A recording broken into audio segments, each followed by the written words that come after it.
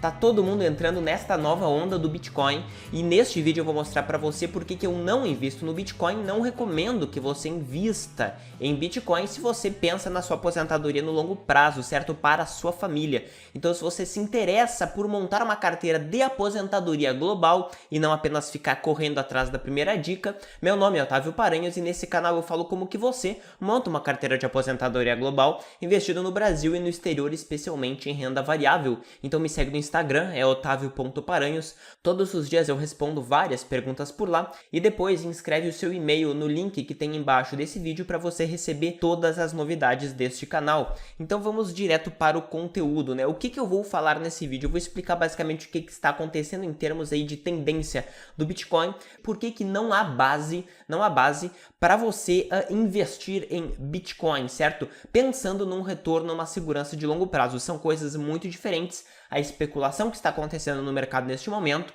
e o que você deveria fazer com o seu dinheiro pensando na sua aposentadoria, certo? Então, primeiro aqui a gente vê que começou este grande boom do Bitcoin no ano passado, certo? Esta notícia aqui é de novembro de 2020, em que a Cathie Wood, que é a gestora dos fundos da ARK, que são fundos mais disruptivos de tecnologia, sim, ela mencionou que poderia chegar a $500 mil um Bitcoin. Hoje ele está aproximadamente agora em $55 mil, certo? Então poderia se multiplicar por 10, chegando próximo da capitalização de mercado do valor total que equivale o ouro no mundo. Então ela estaria aqui equiparando o valor do ouro como reserva de valor histórica com o que poderia ser o Bitcoin. Outro ponto também é que o PayPal havia mencionado no passado que permitirá a negociação de Bitcoins na sua plataforma, assim como a sua empresa subsidiária, a Venmo, que é um aplicativo de pagamentos nos Estados Unidos. Também a Tesla anunciou que comprou $1,5 bilhão em Bitcoins, aproximadamente 8% do caixa da empresa.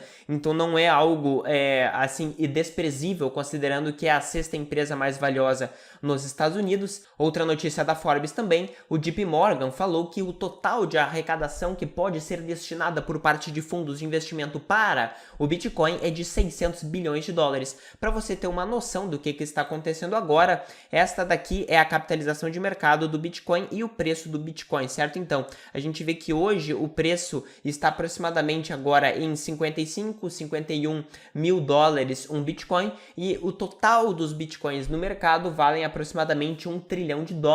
Isso aqui bate com a tendência aí de grandes fundos de investimento alocarem uma parte do seu capital para Bitcoin. Um grande incentivador aí do fluxo de Bitcoins é a empresa Grayscale, que na realidade tem uma série de ETFs, uma série de fundos que investem em criptomoedas, sendo que a maior delas é o Bitcoin, que é o código GBTC. Se você algum dia quiser investir na bolsa nos Estados Unidos, você já encontra este fundo GBTC para você investir em Bitcoin. Então muitos investidores acabam investindo em Bitcoin por aqui, portanto a empresa Grayscale acaba aí comprando muito Bitcoin, certo? Acaba aí destinando um valor bem significativo. Então você vê que tem uma tendência de grandes fundos de investimento, empresas de investimento de maneira geral, a alocar uma parte do seu capital para Bitcoin, certo? Só que assim, no meu ponto de vista, tem alguns riscos que normalmente o investidor comum apenas lê essas notícias não está vendo, certo? E é isso que eu vou mostrar para você agora. Primeiro ponto é a questão da manipulação de preços do Bitcoin, que já vinha sendo dita desde o início daquela primeira onda que teve em 2017. Conforme você vê aqui, o Bitcoin havia chegado em $17 mil, uma unidade de Bitcoin saindo de 2 para 17, então havia se multiplicado aí por praticamente 6 vezes. O que aconteceu? Isso foi estudado e foi verificado que um grande incentivador, pelo menos parcial, era uma grande emissão do dólar Tether. O que é o dólar Tether? É uma outra criptomoeda que simplesmente tem uma correlação direta de paridade com o dólar. Portanto, você entrega $1 para a empresa que emite essa criptomoeda, o dólar Tether, e ela lhe entrega ali um dólar Tether pela rede. Conforme você vê, não é uma entidade descentralizada, é uma entidade entidade centralizada que é uma empresa que emite. E você vê aqui a quantidade de dólares Tethers que foram emitidas ao longo do tempo, havendo aqui um grande incremento de dólar Tether no mercado de aproximadamente 400 milhões de dólares de capitalização para depois 2 bilhões e 400 milhões de dólares de capitalização, então um aumento de 6 vezes naquele período de 2017 e depois agora uma explosão de emissão de dólar Tether neste último período agora de 2020. E se alega, na realidade, que não há uma transparência em relação a isso. De fato, se você entra no site da empresa, você vê que não há comprovação de depósito em dólar, certo? A moeda fiduciária americana, não há comprovação disso, não há auditoria de que de fato existe sim uma correspondência no caixa da empresa de dólares fiduciários em relação às moedas emitidas. Então, na prática, poderia haver uma certa manipulação no sentido de emissão desenfreada de dólar Tether, que é utilizada no mercado para comprar Bitcoin, aumentando o valor do Bitcoin, certo? Conforme um estudo que foi feito recente de junho de 2020 pelo professor John Griffin, que foi publicado, este artigo foi publicado no The Journal of Finance, que é uma das revistas acadêmicas mais respeitadas em termos de finanças no mundo, e ele analisou o boom de 2017 e ele, analisando aqui com algoritmos próprios, verificou que há uma grande probabilidade daquela subida do Bitcoin, daquele boom do Bitcoin ter sido derivado, sim, desta manipulação de preços por conta do dólar Tether, certo? Então você vê que quando você investe nesse tipo de investimento, particularmente no Bitcoin, é possível que os valores sejam manipulados. Hoje, menos do que no boom de 2017, porque há outros investidores que estão participando do mercado, mas você tem que levar isto em consideração.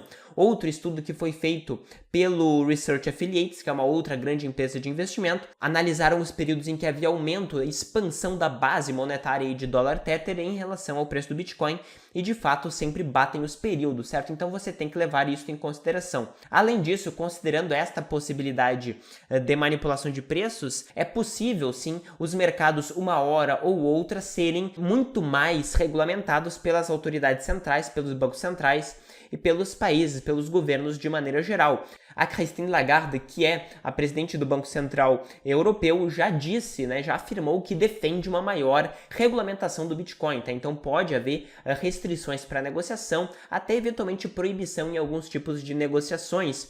Não é novidade haver controle dos entes públicos em relação a negociações privadas, né? Uma das regulamentações mais fortes que ocorreram na história foi a Executive Order 6102 dos Estados Unidos, que ocorreu em 1933, em que houve uma proibição de pessoas comuns terem nas suas casas ouro físico, moedas de ouro, barras de ouro. As pessoas deveriam entregar tudo para a reserva americana, certo? Então, depois, obviamente, isto foi liberado nos anos 70, mas você vê que pode haver, sim, até uma proibição de negociação de determinados ativos. A questão que se impõe, então, agora é: será que você deveria investir em Bitcoin? Agora eu vou mostrar para você, no meu ponto de vista, como que funciona de uma maneira mais ampla, dando um passo para trás, como que funciona a divisão aí de ativos de maneira geral, certo? Então aqui você observa que existem dois tipos de ativos, os geradores de renda e os não geradores de renda. Os geradores de renda são empresas e imóveis locados de maneira geral. Claro, existem outros, mas de maneira geral são empresas e imóveis locados, ativos que geram renda para você, certo? Um fluxo de caixa.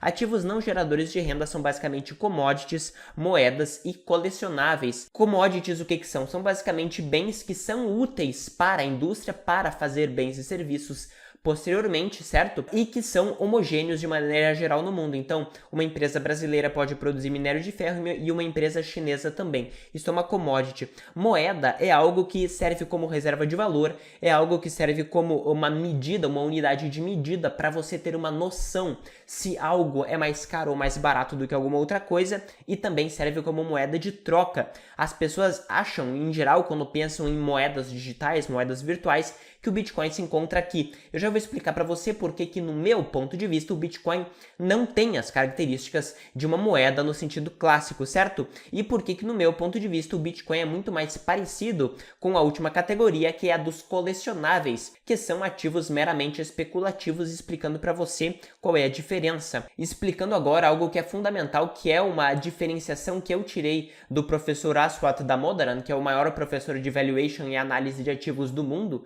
que ele dá aula na Universidade de Nova York. Ele faz uma diferenciação entre o jogo de preço e o jogo de valor. O que é isso, Otávio? O jogo de preço é basicamente a análise que você faz do sentimento do mercado, da emoção dos investidores no momento e da crença de que o próximo investidor ele vai pagar mais para você, ele vai aceitar pagar mais por um ativo do que aquilo que você pagou, de forma que você possa lucrar com isso, certo? Então, você desconsidera totalmente a natureza subjacente daquele ativo e você simplesmente joga o jogo da emoção do mercado, certo?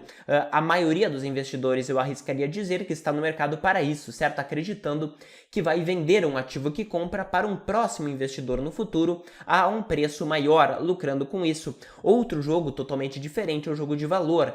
Ambos os tipos de investidores, tanto aquele que joga no jogo do preço quanto o que joga no jogo do valor, se encontram no mercado, mas o jogo do valor ele considera o quê? Basicamente a avaliação da utilidade de um ativo em relação ao preço pago, né? Então aqui basicamente, principalmente, se analisam aí fluxos de caixa, se analisam ativos que são geradores de caixa, certo? E que o melhor exemplo é fazer um fluxo de caixa descontado de uma empresa, de uma ação, que inclusive pode ser privada, ela nem precisa ser negociada em bolsa, certo? Então aqui nós vemos que todos os ativos podem ser jogados no jogo do preço, que é o jogo da emoção, que é o jogo do momentum, que é o jogo da tendência no mercado, mas apenas alguns destes ativos podem ser jogados no jogo do valor, que é a análise de fato da utilidade daquilo e que, no meu ponto de vista, é uma análise muito mais segura a se fazer para o longo prazo, para a sua carteira de aposentadoria, que eu já vou mencionar ela agora em seguida.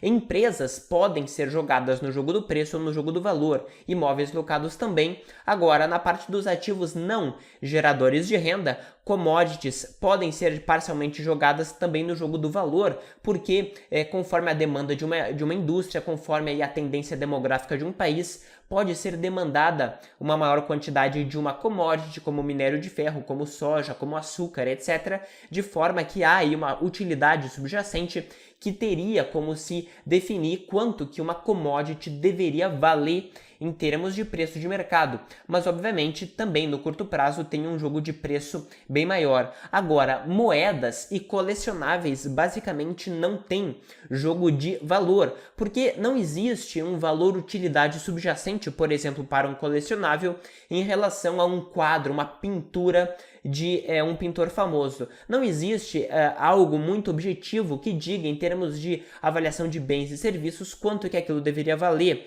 Um quadro vale quanto que pessoas aceitam pagar, que é basicamente o jogo de preço, certo? E agora eu vou explicar para você, no meu ponto de vista, por que que o Bitcoin não é uma moeda. Primeiro ponto, então, é a questão da reserva de valor. Muitas pessoas alegam aí que, no meu ponto de vista, é uma mera desculpa para investir em Bitcoin, alegando que é uma reserva de valor. Conforme você observa neste gráfico aqui, no último ano, o desempenho tanto do ouro quanto da média das ações americanas, que é o S&P 500, quanto da linha azul, que é o Bitcoin, você observa o que aconteceu na crise. Na crise, o Bitcoin caiu mais de 50%. Ações americanas, que em tese são um ativo arriscado, caíram aproximadamente 33% e o ouro praticamente não caiu, certo? Não teve uma correlação com o mercado. Como é que você pode me dizer que a reserva de valor, um ativo que no meio da crise, que deveria proteger o investidor, cai mais de 50% e cai muito mais do que um ativo que é arriscado, que são ações de maneira geral, certo? Então, assim, para mim não existe essa questão de reserva de valor, certo? Outro ponto é a questão da volatilidade, né? Conforme você observa aqui, utilizando uma volatilidade mensal aí, você observa que tanto o ouro quanto ações tem uma volatilidade de aproximadamente 10 a 15% ao mês. A anualizada também fica aproximadamente próximo a isso. O Bitcoin fica na faixa entre 60, 70, 80, já passa várias vezes de 100%.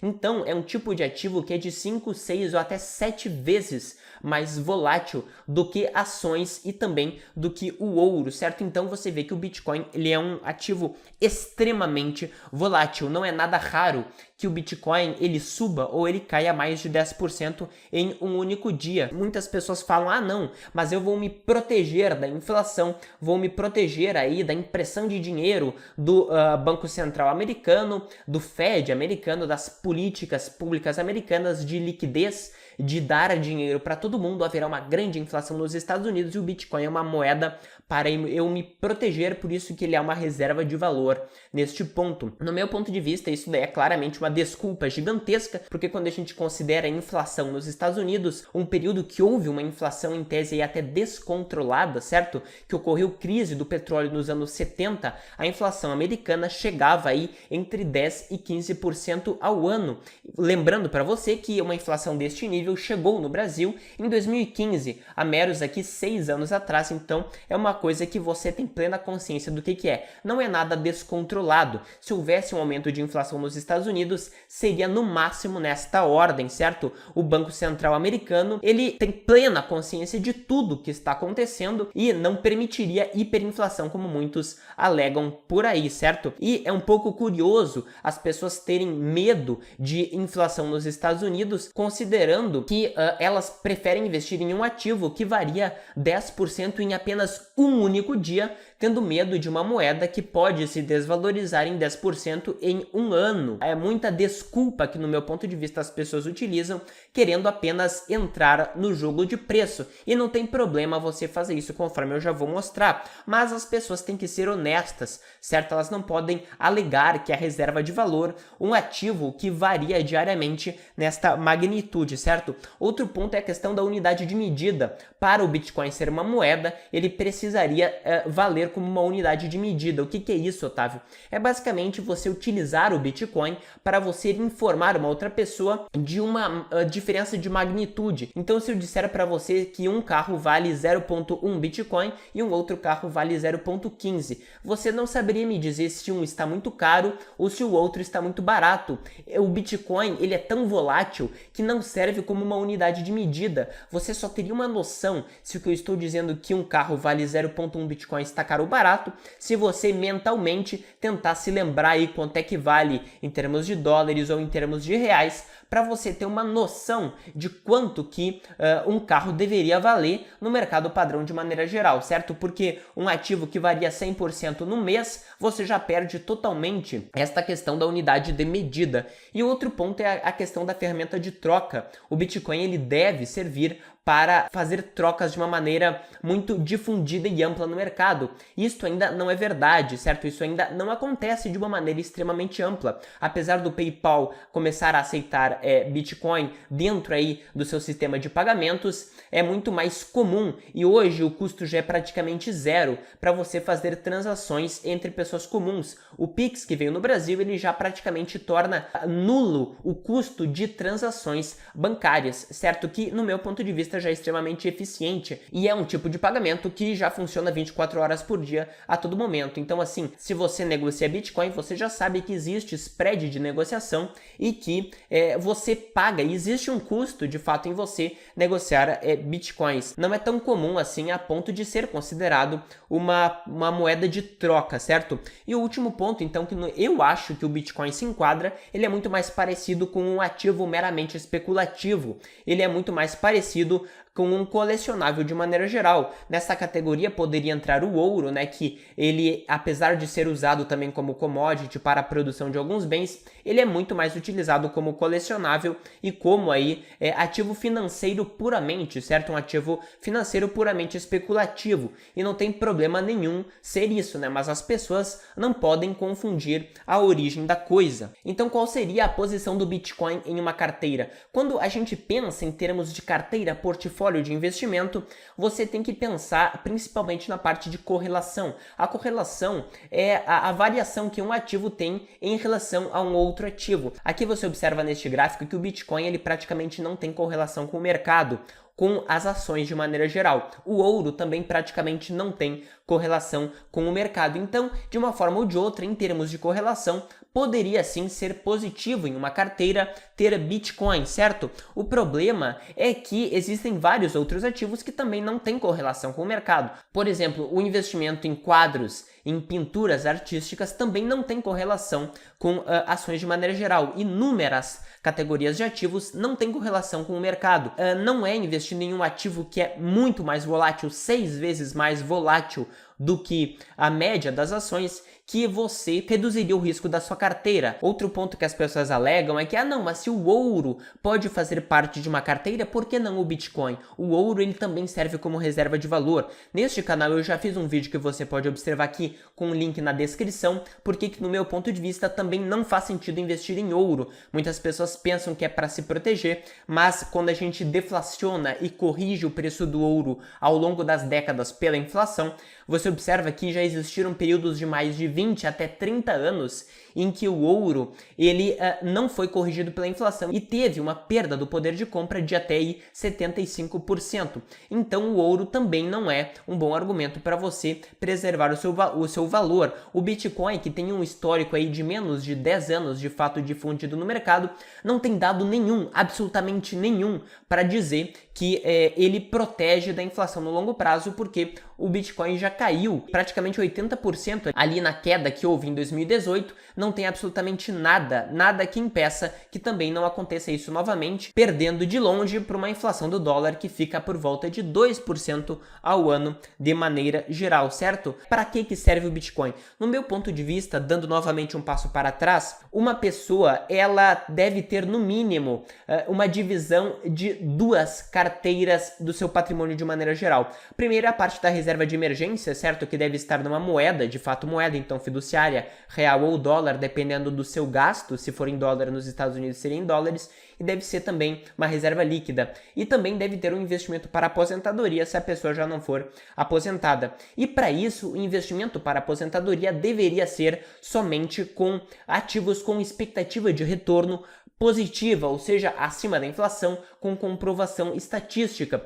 O Bitcoin não tem absolutamente nenhuma evidência de que ele tenha uma expectativa de retorno positiva no longo prazo, certo? Até agora a volatilidade é tão grande que o que a gente observa é apenas uma hype aí, geral de que tem muitas pessoas investindo em Bitcoin, mas não tem evidências de que ele vai manter esse patamar, de que ele vai proteger você da inflação, de que ele vai ser uma reserva de valor, de que ele vai gerar retornos positivos no longo prazo. Inclusive, o próprio JP Morgan já verificou que, apesar de ter uma entrada de capitais de setembro de 2020 até fevereiro de 2021 de apenas 11 bilhões de dólares por parte dos investidores institucionais, o valor de mercado do Bitcoin aumentou em 700 bilhões de dólares. Houve um aumento muito maior do que, de fato, a demanda agregada dos investidores. Então, no meu ponto de vista, você pode ser tudo no mercado, você só não pode ser ingênuo, certo? O Bitcoin não tem nenhuma evidência de que ele melhore a perspectiva da sua carteira no longo prazo, certo? É lógico que dentro do seu patrimônio você pode ter outras divisões que são, por exemplo, jogo, aposta, lazer, até doação, viagem, entretenimento, mas você tem que ter uma clareza muito grande que para a aposentadoria eu não utilizo Bitcoin porque não tem uma expectativa de retorno boa ou comprovada no longo prazo, certo? O Bitcoin, ele serve, no meu ponto de vista, para você fazer uma aposta, da mesma forma que você investe na Mega Sena da virada, algo nesse sentido, certo? Mas não é uma alocação para aposentadoria até agora com os dados coletados. Talvez no futuro, com os dados coletados e de fato aí com uma tendência de alta consistente, com significância estatística, seja possível mudar esta situação, mas por enquanto é simplesmente uma loteria o que as pessoas estão fazendo no mercado com o Bitcoin, certo? Então, este aqui é o conteúdo que eu gostaria de passar para você, explicando como que eu enxergo o Bitcoin. Hoje, se eu quisesse investir na parte de loteria, eu iria para o ETF GBTC, que é negociado na Bolsa Americana.